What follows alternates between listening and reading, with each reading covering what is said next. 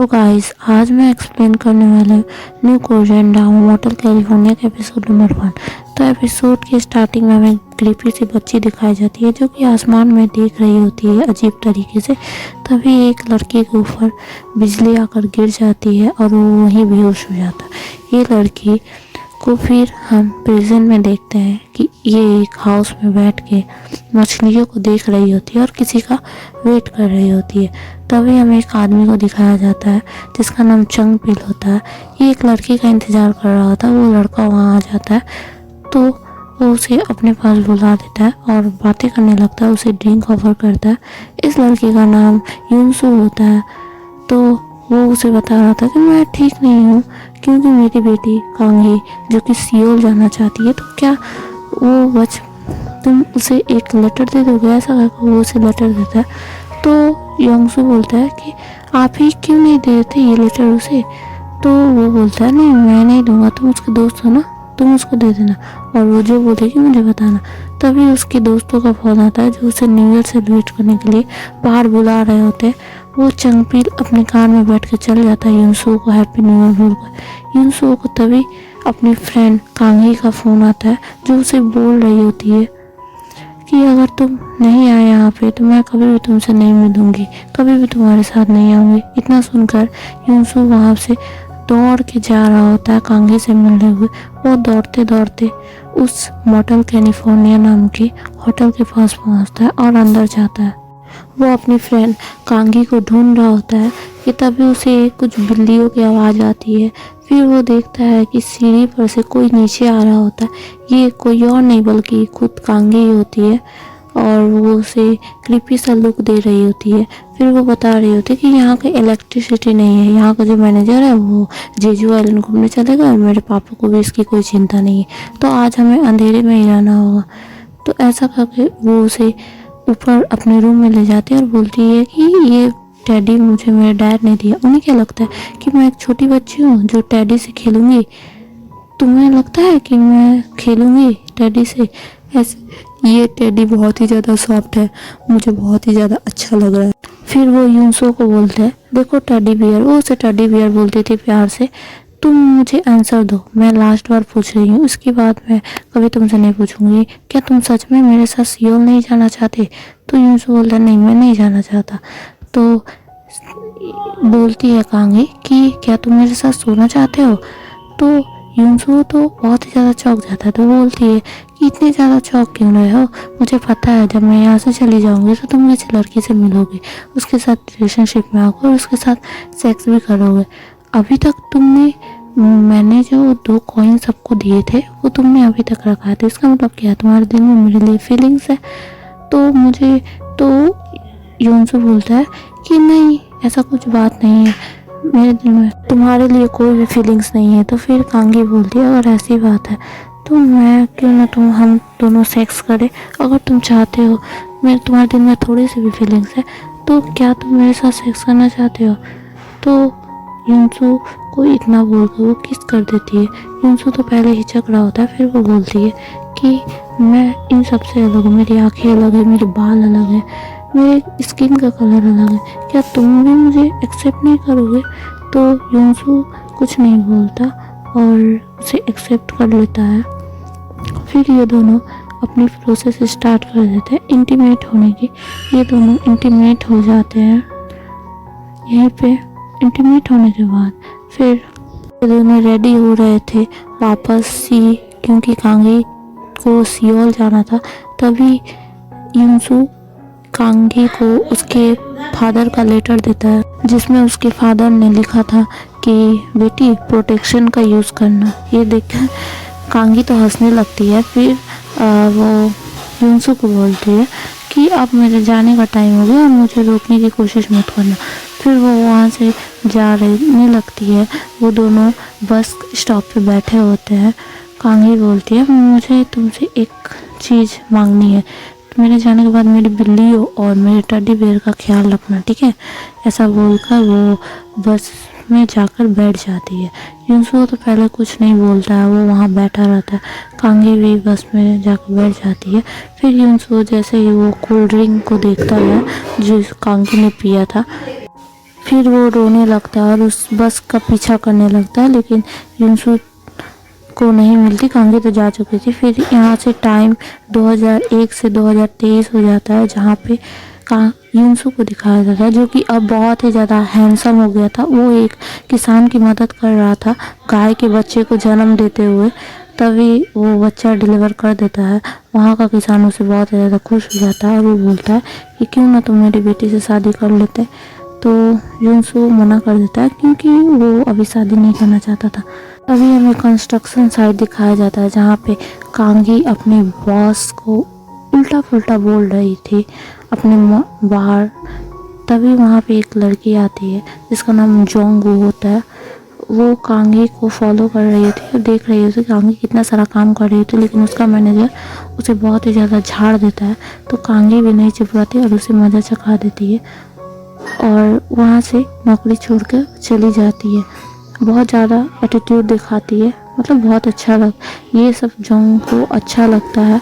तो वो कांगी के पीछे जाती है और बोलती है मुझे तुम्हारा एटीट्यूड पसंद आया, क्या तुम इंटीरियर डिज़ाइनर हो, क्यों ना हम दोनों मिलकर एक बिजनेस स्टार्टअप करते हैं। तो कांगी को पहले तो समझ नहीं आ रहा होता। वो सोचती है कि ये कोई, लेकिन उसका कार देखने के बाद समझ जाती है।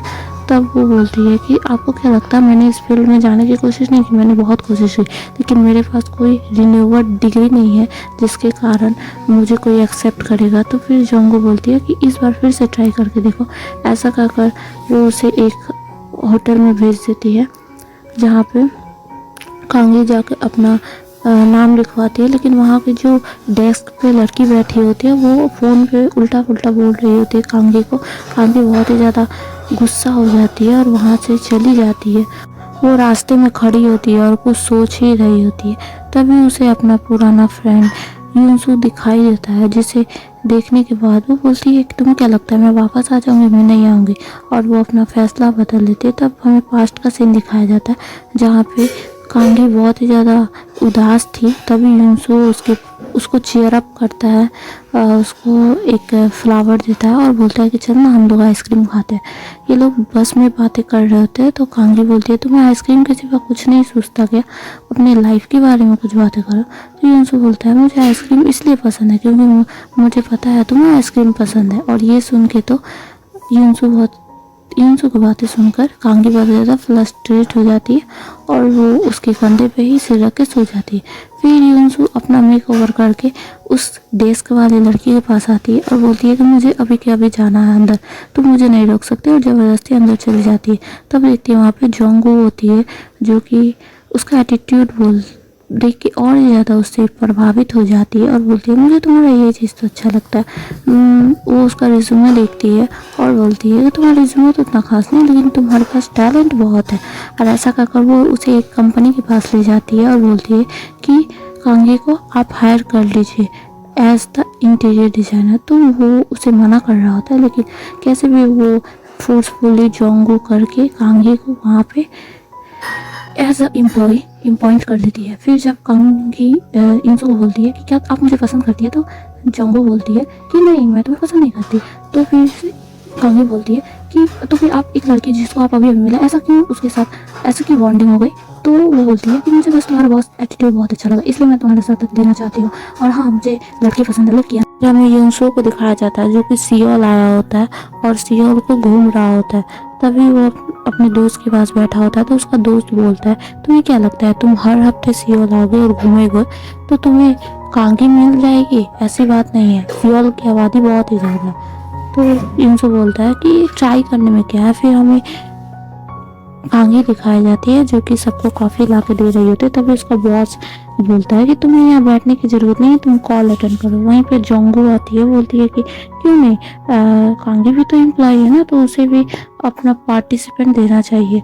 फिर हमें युनसू को दिखाया जाता है, जो कि अपने दोस्त के साथ जा रहा होता है और बातें कर रहा होता है कि सियोल कितना अच्छा है ना, मुझे लगता है कांगी बहुत अच्छा काम कर रही होगी।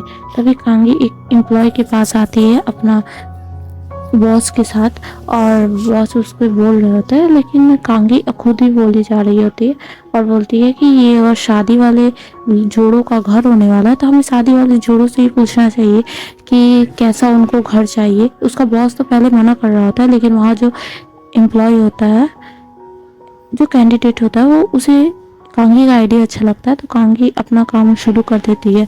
वो लड़का उससे बोलने लगता है, इंटरेस्ट दिखाने लगता है, तो कांगी बोलती है क्या तुम मेरे साथ सोना चाहते हो?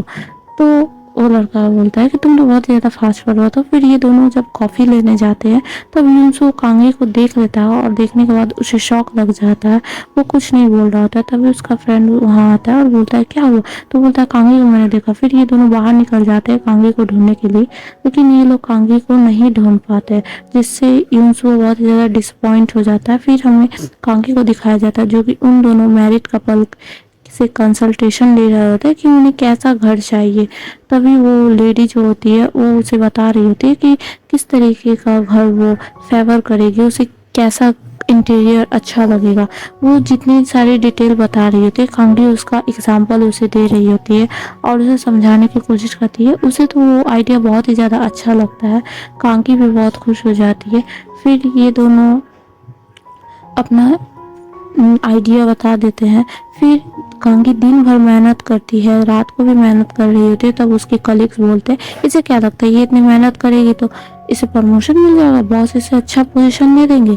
फिर कांगी ये सब बातों पे ध्यान नहीं देती है और अपना प्रेजेंटेशन बहुत अच्छे से देती है, लेकिन सबको उसका प्रेजेंटेशन पसंद नहीं आता और बोलता है कि इतनी लो क्वालिटी का इंटीरियर कौन डिजाइन कर। योंगजी जो कि कांगी के आइडिया को देख लेती है और वो मैनेजर से बोल रही होती है कि ये तो इतना अच्छा है तो फिर तुमने इसे रिजेक्ट क्यों किया, लेकिन मैनेजर तो मानने को तैयार ही नहीं। इधर सभी कांगी की बुराई कर रहे होते हैं कलीग वगैरह। तभी जोंगो कुछ बातें कर रही होती है। कांगी बहुत ज़्यादा मैनेजर की बातों को सुनकर गुस्सा हो जाती है और उसके मुंह पर जाकर उसे उल्टा सीधा बोल रही होती है, उसे बहुत ही ज़्यादा कुछ बोलकर, और खुद वहाँ से निकल के चली जाती है। फिर वो अपने सामान को लेकर जा रही होती है। तभी फिर रास्ते में उसे अपना दोस्त यूनसू की छवि दिखाई देती है। फिर वो वहाँ से चली जाती है, एक बस स्टॉप पर बैठी होती है। तभी हमें दिखाया जाता है यूनसू जो कि वो भी अपने घर जा रहा होता है, वो भी कांगी के बारे में ही सोच रहा होता है। कांगी जब रास्ते से जा रही होती है तभी वो देखती है कि स्नोफॉल हो रहा होता है। स्नोफॉल को देखकर उसे अपने बचपन की याद आती है, जब वो और योनसू एक दूसरे के साथ जा रहे होते तो योनसू बोलता है कि फर्स्ट स्नो हम लोगों ने देखी है ना, तो क्या तुम मुझसे शादी करोगी बड़े होकर? तो कांगी बोलती है नहीं है, भागो यहाँ से। ऐसा करके योनसू भी ये सारे मूवमेंट को याद कर रहा होता है स्नोफॉल में बैठकर। तभी उसे पीछे से आवाज़ आती है जो कि योनसू को बुला रहा होता है। योनसू जब पीछे मुड़कर देखता है तो उसका दोस्त उसे बता रहा होता है ग्रैंडफादर के बारे में। तो वो जब हॉस्पिटल जाता है तो वो देखता है कि कांगी के फादर वहाँ बैठे होते हैं। वो देखता है कि कांगी के फादर एक लुलाबाई गा रहे होते हैं जो कि ग्रैंडफादर उन्हें बचपन में गा के सुनाया करते हैं। वो कांगी के बारे में बोलते हैं। फिर यूनसू वहाँ पे अपनी दादी को देख रहा होता है। फिर डेथ सेरेमनी मनाई जा रही होती है। यूनसू के सारे दोस्त वहाँ बैठे होते हैं और बोल रहे होते हैं मुझे नहीं लगता कि कांगी यहाँ पे आएगी। सभी यही सोच रहे थे कि कांगी वहाँ पे नहीं आएगी। फिर ये लोग बातें कर रहे थे कांगी ने कैसे इन लोगों से अपना कांटेक्ट तोड़ लिया। ये लोग इधर ड्रिंक कर रहे थे और बोल रहे थे कि योनसू तो अब बहुत ही ज़्यादा अकेला हो गया है, अब उसे एक सहारे की ज़रूरत है, क्यों ना उसकी शादी की बात कराई जाए। तभी सबको पता चलता है कि कांगी वहाँ पे आ चुकी है। सभी लोग बहुत ही ज़्यादा डर जाते हैं क्योंकि उन्हें लगता है कि कांगी गाँव के लिए मनुष्य है और वो जब आती है तो अपने साथ कुछ मनुष्यत लेकर आती है। सभी बोल रहे थे ये तो बड़ी हो गई है, अब तो इसकी मनुष्यत भी बढ़ गई होगी, तो अब तो ये बहुत ही ज़्यादा तबाही मचाएगी। फिर वो आगे बढ़ ही रही होती है कि योनसू से आके गले से लगा लेता है। पहले तो वो उसे हटा रही होती है, लेकिन जब वो योनसू की आवाज़ सुनती है तो वो जान जाती है कि यही योनसू है। योनसू से बोलता है कि हमारे ग्रैंडफादर मर चुके हैं और यहीं पे एपिसोड एंड हो जाता है। Thank you for watching.